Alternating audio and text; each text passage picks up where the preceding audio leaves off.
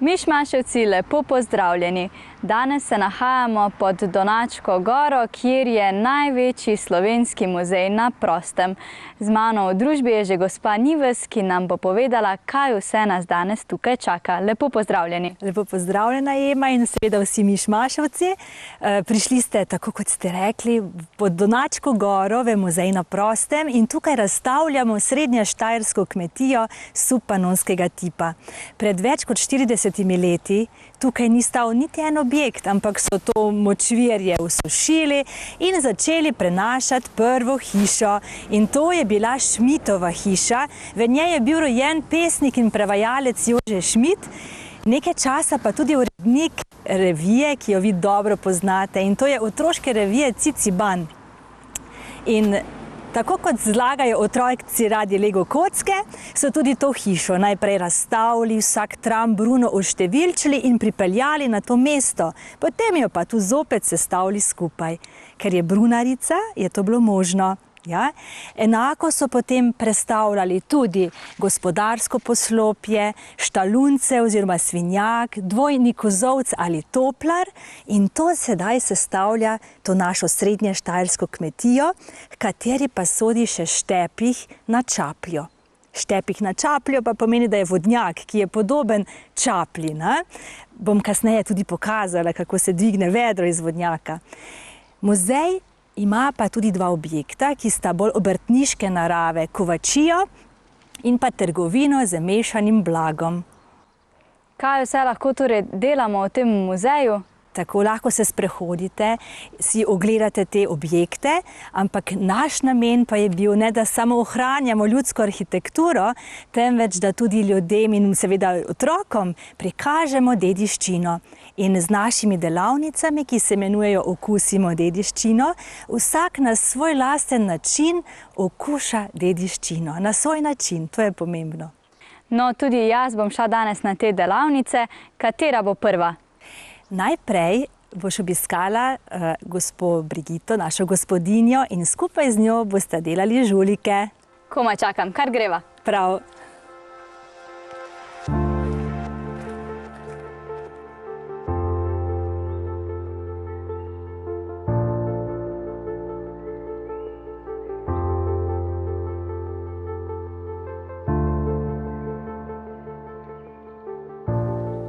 Na poti do gospe Brigite pa sva se ustavili še pri vodnjaku, ki ste ga že prej omenili. Kako je deloval, in to je prav poseben vodnjak, kaj ne? Ja, štepih pomeni vodnjak, na čaplju je pa tale sistem. Predstavljava si, da naša čapla stoji na eni nogi, to je njen trup in pa kljun.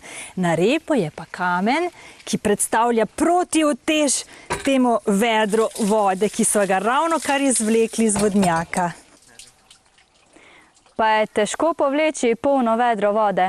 Ne, sploh ni težko, ker mi kamen pomaga. Teže je potem, ko ga moram praznega spraviti zopet v vodnjak in zajeti vodo.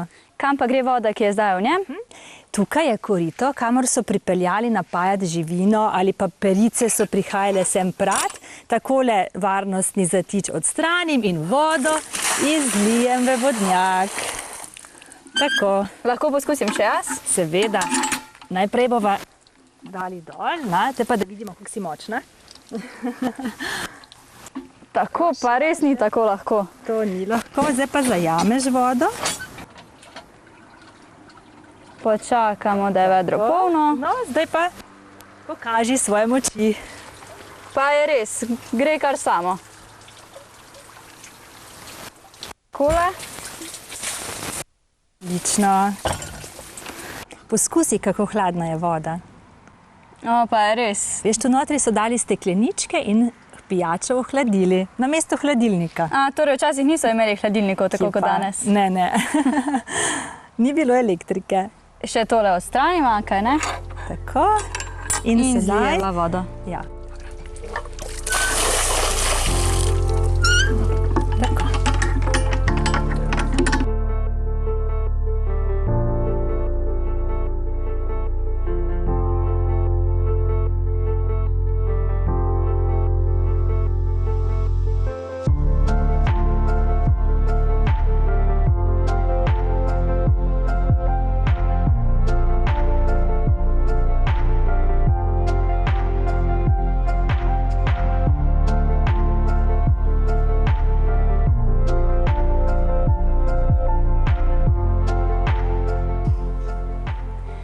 Najprej bomo torej naredili prav poseben kruh. Z mano v družbi pa je že gospa Brigita. Lepo pozdravljeni. Pozdravljene. Kaj bomo danes torej naredili? Malo žuliko. Žuliko. Pa stoji za tem imenom kakšna posebna zgodba? Ja. To žuliko je mama dala oziroma kepico testa tistemu najbolj pridnemu otroku. Recimo, da je bil to Tonček, ga poklicala in rekla, pridi Tonček, ti pa si bil najbolj pridn ta teden. Mu dala kepico testa, katero je moral pregnesti oziroma prežuliti, zato tudi ime žulika.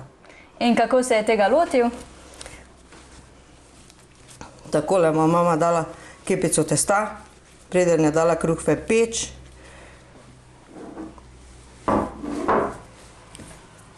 Pa mu rekla, dobro jo prežuli oziroma oblikuj kot žemljico, recimo, ne?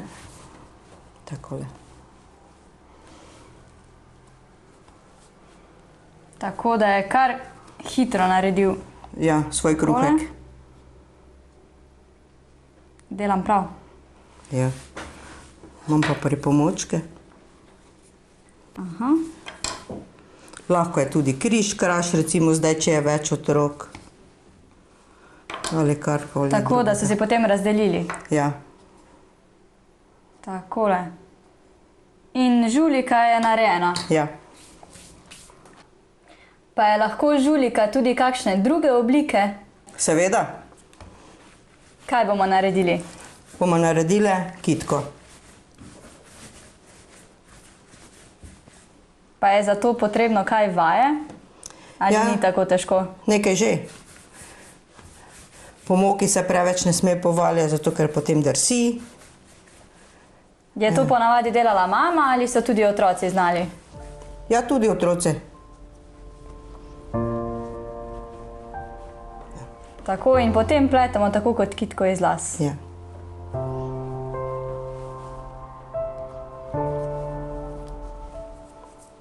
Naredila šampovška.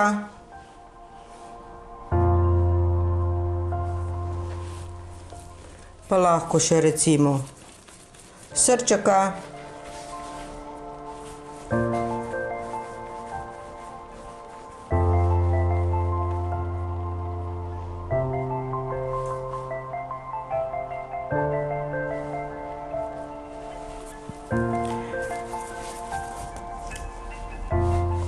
Lahko še rožico.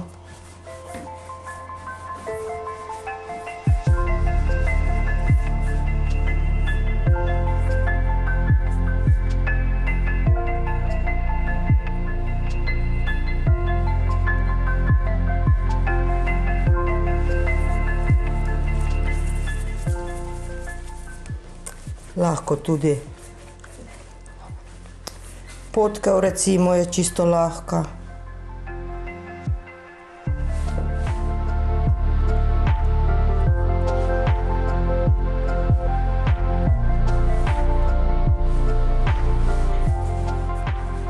Evo še ptička.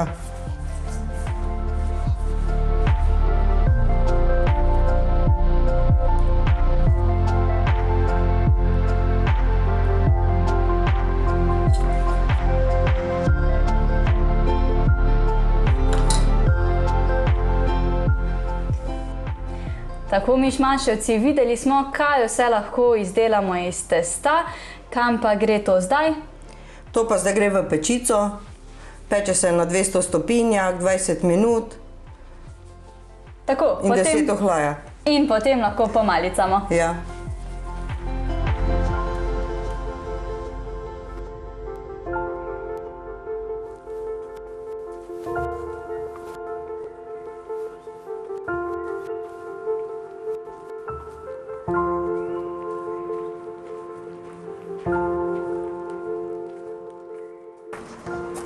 Evo, pa so naše žulike pečene. O, super. Lahko eno poskusim? Ja, izvolite. Malo so še vroče. Pa lahko ta čas našim mišmaševcem zaupate recept za tole testo, da si jih bodo lahko naredili tudi doma? Ja, to imamo polnozrnato moko, pa pol belo, dodamo kvas, sol in vodo. Zamesimo in pustimo shajati pol ure. Tako, Potem pa jih oblikujemo, kot smo že prej pokazali, spečemo in so narejene. Ja, in že lahko jemo. Mišmaševci priporočam.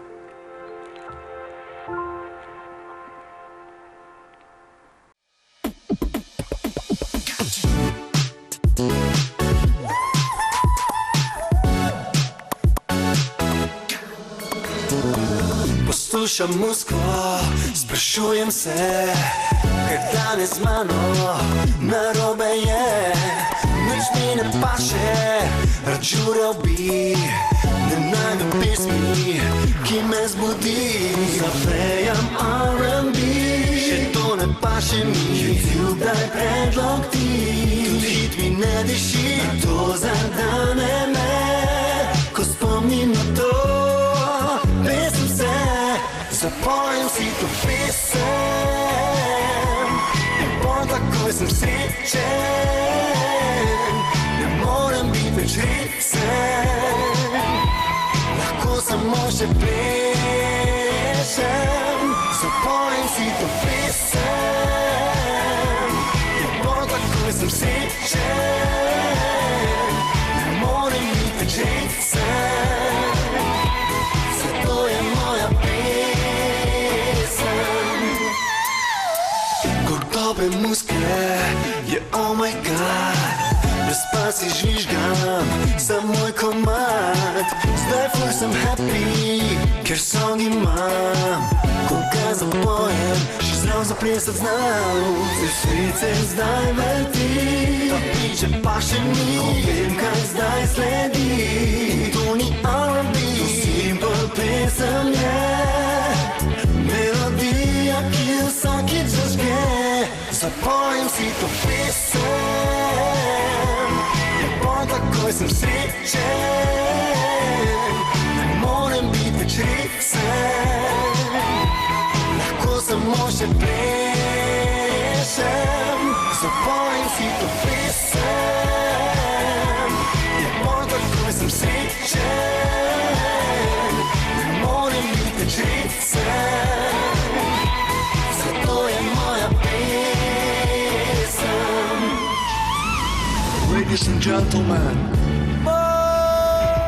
Hello, hello, moje ime je Maj. Ej, tale song pa je cool nikaj. Res dober beat, čist pravi hit. Cel dan ga playam na repeat. TikTok, Facebook in Instagram, zdaj vse posod sem number one. Vse punce me oblegajo, za mene vse skozi kregajo. Zapojem si to pesem in pol takoj sem srečen. Ne morem biti več rečen, lahko samo še plešem. Na na na na, na na na, na na na na, na na na. Dotikamo se neba, spustimo srca. Zapojem si to pesem in pol takoj sem srečen. Ne morem biti več rečen, zato je moja pesem. Ne morem biti več rečen, zato je moja pesem.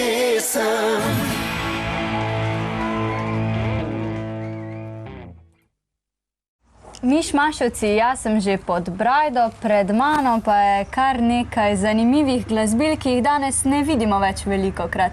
Kaj imava tukaj?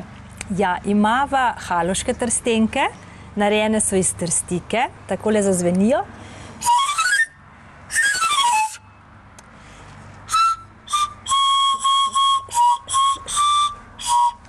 Tako, da so se lahko tudi kako ljudsko zaigrali na ta inštrument. Ljudski godci včasih niso igrali za stojn, ampak za denar. Že pregovor pravi malo denarja, malo muzike, zato so se ljudje morali znati po svoje.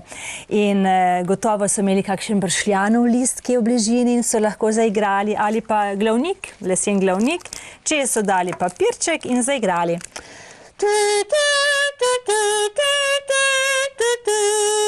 No, danes bi kakšnega plastičnega verjetno uporabili, ne?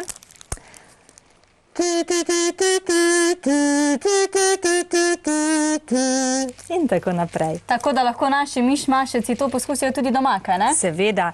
Potrebujejo torej glavnik in pa? Papir. Zdaj me vedno vprašajo, kakšen papir je to. To je pergament papir, ker mi jih rabimo veliko, zato smo kar eno balo kupili. Ampak mišmaševci lahko vzamejo tisti papir, ki ga najdejo v škatli, ko kupujejo nove čevlje. So čevlji oviti v taki tanek papir. Tisti je najboljši za take zadeve. Torej ne sme biti preveč debel. Ne, peki papir je malo pretrd. Mogoče celo boljši celofan. Ja? Tako. Ne rabi biti ravno papir. No, mi bomo danes naredili nunalco. Zelo podobno temu, kar smo zdaj slišali. Ampak, kot sem že prej povedala, so ti preprosti ljudje vzeli to, kar je bilo doma, namesto kontrabasa so pa naredili lončeni bas iz enega starega piskra, ki ga mama gospodinja več ni uporabljala, niso ga stran vrgli, čez so napeli svinjski mehur, privezali koruznico in z mokrim prstom takole drseli in basirali. Pa so imeli te stvari včasih pri vsaki hiši? Ne, verjetno ne pri vsaki hiši. Oziroma so bili bolj revni in si mogoče tudi niso mogli privoščiti, lahko da se je razbil in takega več niso mogli uporabiti tega lonca. Drugač pa, jaz mislim, da glavnik, pa kakšen papir, drugač pa je narava ponujala ogromno možnosti. In tisti, ki so znali opazovati, raziskovati, so hitro prišli do kakšne rešitve. No, če ne, pa so si kar zapeli, kaj ne? Tako. Ampak s tem niso mogli plesati, da je bilo super, če so še muziko ustvarili, glasbo, da so lahko tudi zaplesali. To pa je res. Kako se bova midve tega lotile danes? Tako, Ima, tole je tvoja. Hvala. Tole bo pa moja nunalca. Zdaj pa rabiva papirčke. Včasih so zelo dobro vezali, danes pa si raje pomagamo malo z lepilom, tako da natanko namaževa naokrog lepilo. Je vseeno na katero stran? Ja, je, zato ker smo mi pripravili tole luknjico na sredino in zato je vseeno, kje namaževa. Včasih lepila torej niso imeli? Ne, dobro so vezali, ker tule se mora ta papirček dobro oprijeti, da potem nunalca lepo zveni. Sedaj pa vzame papir in ga takole objameva naokrog. Pomembno je, da se lepo tale papirček oprime nunalce, da je papir zgoraj ravn, nezmečkan in ne sme biti moker. Potem bova pa vzeli rafijo, se pravi, včasih so samo zavezali s kakšno vrvico. Mi dve bova vzeli rafijo in sedaj bova takole naredili, prekrižaš, enkrat oviješ naokrog in še enkrat oviješ, tako dvakrat in zdaj bova imeli že dvakrat zavezano. Tako. Sicer si lahko bi tudi pomagali, da bi si pridržali. Ja, mislim, pa bo šlo. Odlično. In sedaj je že dvakrat zavezano. Ja, in zdaj bova še enkrat zavezali. Tako, in na koncu ne bova rezali tega stran, zato ker je lepo, če zaključiva še z eno tako mašno. Oziroma pentljico. In najino glasbilo je gotovo.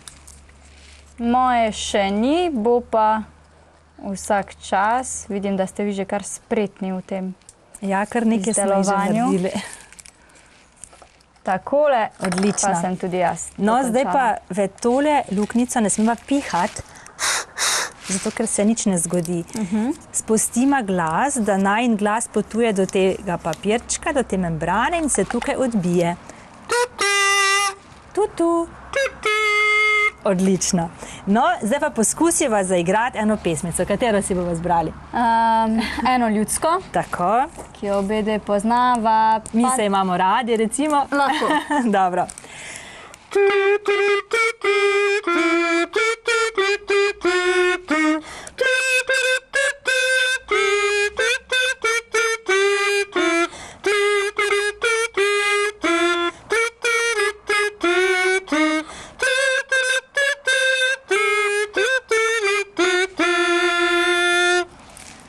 Tako, če bi nas bilo več, bi lahko vzeli v roke še tele inštrumente, ki jih imamo tukaj, pa vseeno je bilo super. Ja, res. Hvala lepa, lahko tole vzamem? Seveda. Hvala. To je zate.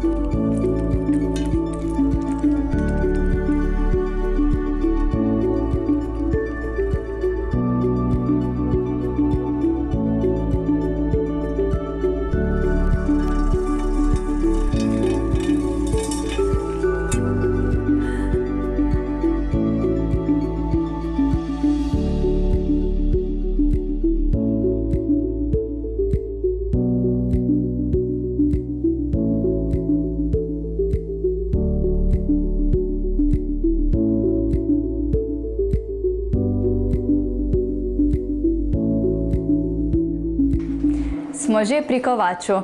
Z mano je že gospod Avguštin, lahko pa bi rekli tudi kovač Avguštin, kaj ne? Res je, ja. Lepo pozdravljeni. Dober dan. Najprej me zanima, kaj so včasih kovači sploh delali? Zelo veliko. Obširno področje kovaškega dela, od tega, da so morali izdelovati vse, ne tako kot danes, ko kupimo, pa potem recimo podkev. In jo izdelati, podkovati, danes jo kupiš. Do vsega orodja, kar so rabili kovači pri svojem delu. Naprimer, kladiva so si morali izdelati in klešče. Potem pa vso orodje, od motik, krampov, sekir, verige za vozove, različne orodje, kar so ljudje rabili pri svojem delu na kmetijah. Torej vse, kar lahko vidimo tukaj, je izdelano ročno. Ne bom rekel, da vse, večinoma pa. Pa je bilo njihovo delo naporno? Ja, zelo težko je bilo.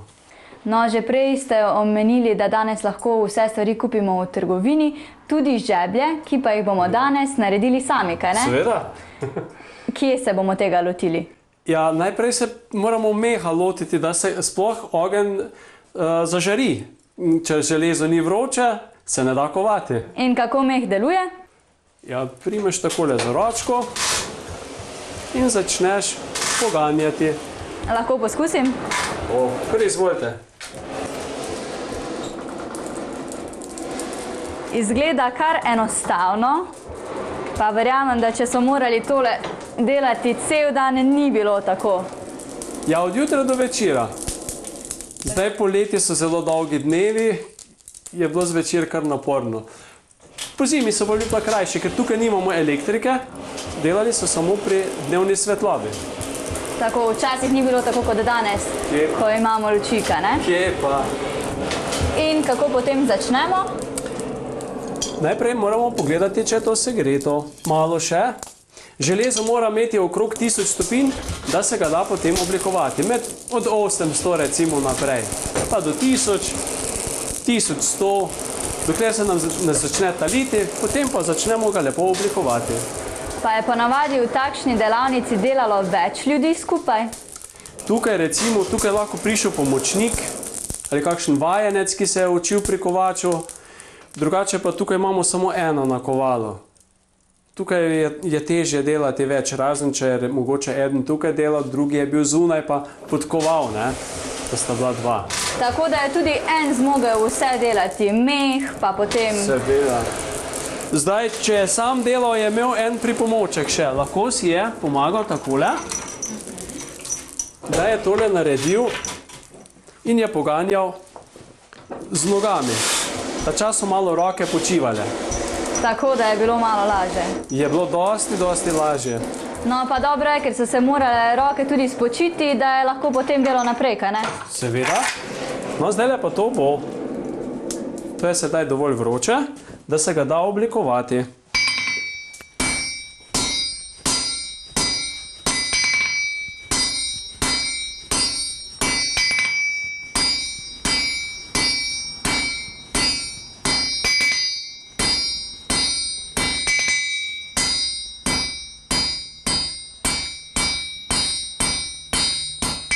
Tako zdaj konica je narejena, steblo, malo ga še zoblikujem.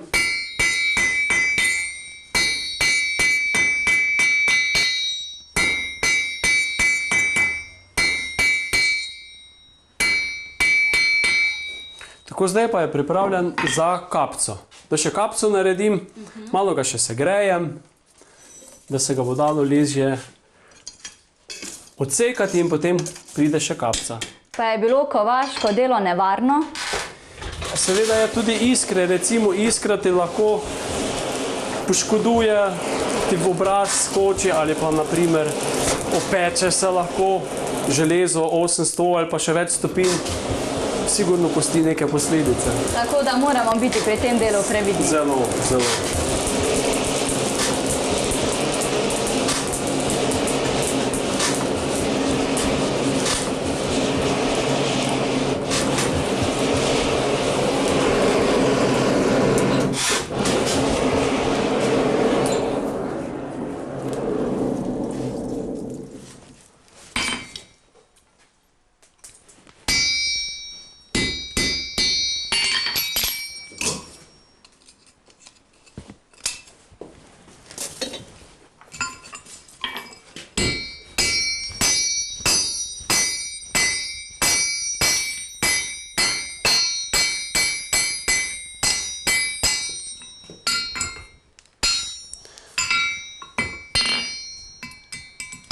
Tako, žebelj je končan.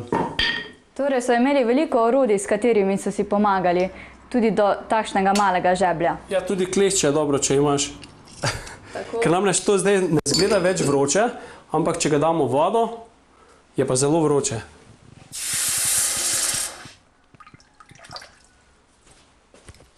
Bi se ga zdaj že lahko dotaknila? Lahko se celo prime. Aha, pa res. Ni več tako vroče. Tako, Mišmaševci, naredili smo žebelj, zdaj pa si poglejmo, kaj nas še čaka.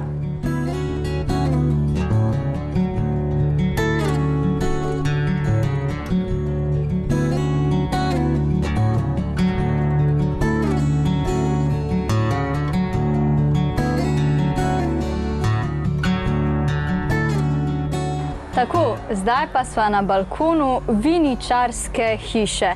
Sem prav rekla? Tako, to je viničarska hiša. Takšne hiše so ponavadi stale v vinogradih. Lastniki vinogradov so bili bogati in sami niso delali v vinogradoh, temveč so imeli za to viničarje. To so bili pa ljudje, ki so morali okopavati, vezati, trt, obirati in za plačilo, za to opravljeno delo so dobili stanovanje in pa hrano. No, včasih so živeli precej drugače kot danes. Kaj vse se je razlikovalo? Lahko začneva kar pri elektriki, ki je ni bilo, zato so, pravijo, hodili s kurami spat. Zvečer niso podaljševali dneva, ampak ko se je mračilo, so tudi sami odšli k počitku. Lahko so si pa tudi svetli z kako trsko ali pa z svečo, kasneje s petrolejko. Petrolej pa je bil zopet drag in si ga niso mogli toliko privoščiti, da bi lahko bedeli do polnoči, recimo. No, včasih so imeli zelo veliko dela. So sploh imeli kaj prostega časa? Ja, to je zdaj prosti čas, je bil bolj ob nedeljah. Ja, drugače čez teden so pa delali, ker so imeli opravka na njivi, na travnikih, v gozdu. Tudi otroci niso hodili v šolo vsak dan, tako kot vaši Mišmaševci, ampak nekje v zimskem času je bil čas za šolo, jeseni in pa zgodaj spomladi pa je, takoj ko je bilo potrebno, ko je trava že zrasla, so pognali živino na travnike in jih opasli. Potem staršem pomagali krompir pobirati, karkoli zunaj, hkrati pa so bili tudi varuške. Vrtcev ni bilo, tako da so starejši pazili na mlajše. No, sicer so imeli včasih kar velike družine, večje kot danes v večini, kaj ne? Zakaj? Tako, zdaj gotovo je en razlog v tem, da je bila umrljivost tudi večja in zato so nekako se odločali za številčnejšo družino, zato da so lahko imeli potem tudi za sabo potomce.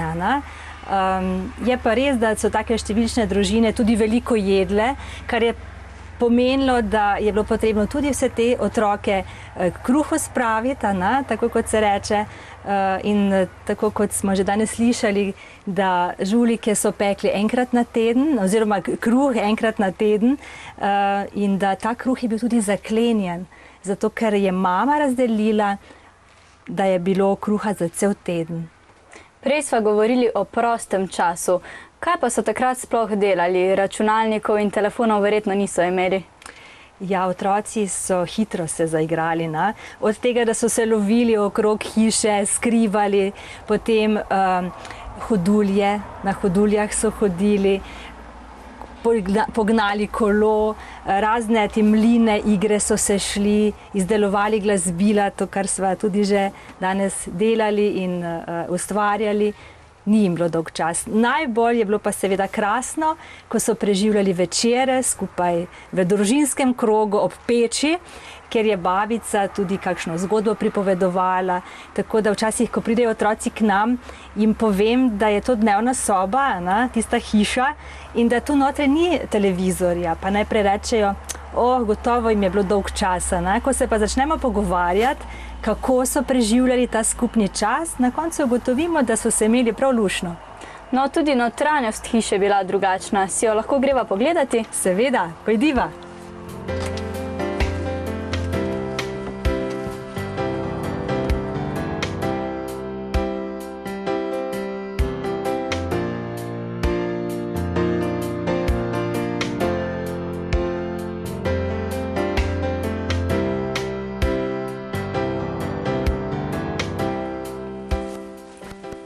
Tako, Ema, zdaj smo prišli pa v hišo.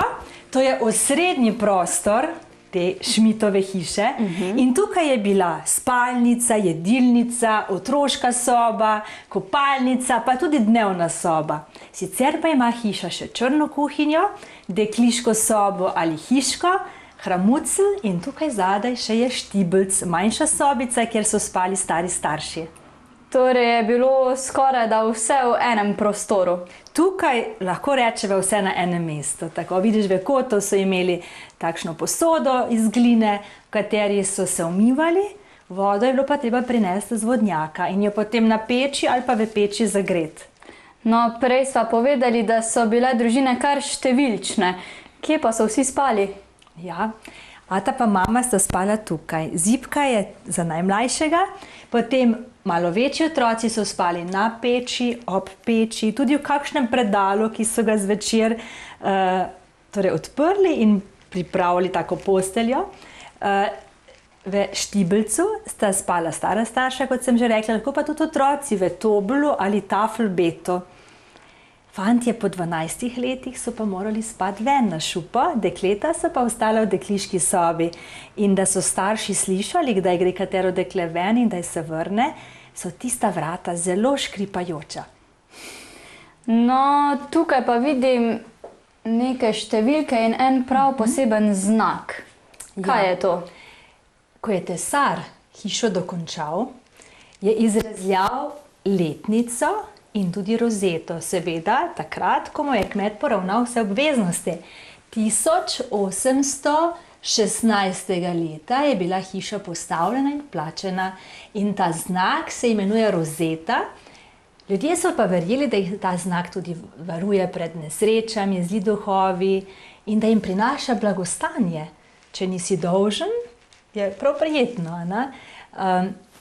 Gotovo pa vaši mišmašovci vejo, kako se ta rozeta nariše. S pomočjo šestila. Tako. Si jo lahko tudi doma ustvarijo, pa dajo na kakšno steno. Si lahko grem zdaj pogledati še štibelc, sem si zapomnila. Štibelc, tako. Stopiva naprej, tukaj je zelo nizko, tako previdno. Zakaj pa so imeli tako nizke strope, pa tudi vrata? Ja. Nekateri včasih niso bili tako visoki in danes imamo po 45 številko not pa še več. In tudi zraste ljudje zelo velike. Včasih niso bili tako veliki, ampak ta vrata so nizka zato, ker je to glavni steber, ki smo ga že tam videli. Imenuje se Gospodar. In ker nosi strop gor, potem zaradi statike niso si smeli dovoliti večjih vrata. Zato so ta vrata tako nizka. Poglej, to je pa tobel ali tafelbed, se pravi dvojna postelja. Takole so izvlekli ta veliki predal in poslali ter dali ta pokrov čez in notri so spali do 3 otroci. Wow, kar 3. Ja, kar 3. Kaj pa je tole? To je pa kolovrat in pa šivalni stroj. Pa to danes še deluje? Ta je bolj muzejski eksponat, ki je samo na voljo za ogled, sicer pa mi na Likofu, Likov na Tabrhi je naša tradicionalna prireditev. Prikažemo tudi, kako predica prede, kako tkejo in vse ta opravila. Kje pa je črna kuhinja? Ja, tisto pa morava zdaj nazaj in desno, ker izvoli za mano. Preden stopiva v črno kuhinjo, pa ti bi rada še povedala, da je to omara, katere ključ je imela vedno gospodinja pod furtovhom ali pred pasnikom. Namreč ta ključ je odpiral vrata te skrinje, v kateri je bila shranjena hrana. Gotovo se spomniš iz šolskih let tudi Cankarjeve pehar suhih hruška, ko so otroci potem od zadaj našli eno luknjico in so si sposodili suhe hruške. Tukaj na tej strani pa so žrmlje, s katerimi so mleli žito. Takole so poganjali in mleto in pšenica, ki so jo tukaj noč spustili, je prišla ven v obliki mokice. Lahko poskusim? Izvoli.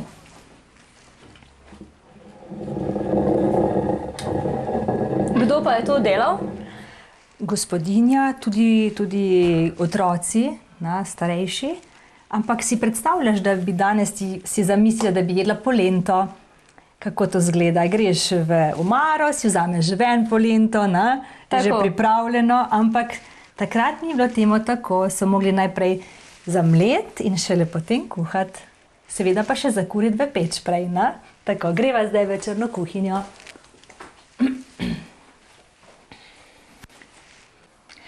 Kuhinja, kot vidiš, je črna in tudi vonj ima po dimu, kajti iz peči je dim izhajal v ta prostor, pod velp ali v bok, in te rante niso kar tako gori. Tukaj so čez obesili klobase in jih podimli ali pozelhali. In potem je dim izhajal skozi lesen dimnik na površje.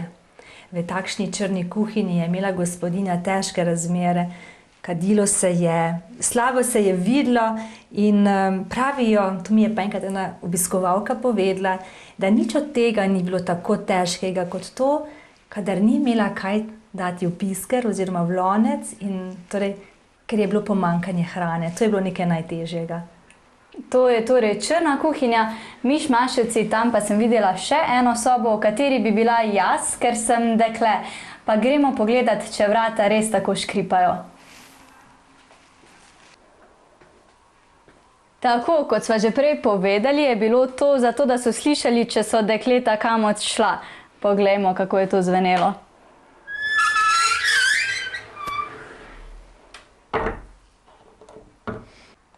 Mišmaševci, danes smo pekli, izdelovali žeblje, igrali na nunalco in še in še. Za konec pa me še zanima, kdo je Jože Šmid, ki ste ga omenili na začetku? Ja, to je pesnik, prevajalec in urednik otroške revije Ciciban, kot sva rekli. In ravno v tej hiši, kjer sva midve sedaj, se je rodil. In to leto pa je prav posebno, kaj ne? Tako, v letošnjem letu praznujemo 100-letnico njegovega rojstva. No, pa nam lahko za konec preberete še kakšno njegovo pesem? Z veseljem. Prej ste delali polžka, zdaj bomo pa v polžku slišali, kdo živi v tej hišici. Polžek, polž seveda, ki takoj pogum zgubi, če ga kdo pogleda. V hiško skrije se junak, pravi, da je z doma, a doma da je takrat, ko po svetu roma. Najlepša hvala za tole pesem in da smo lahko bili danes tukaj z vami. Z veseljem. Tako, Mišmaševci, s to pesmijo se danes poslavljamo. Imejte se lepo in se nam znova pridružite prihodnji petek ob 18. uri.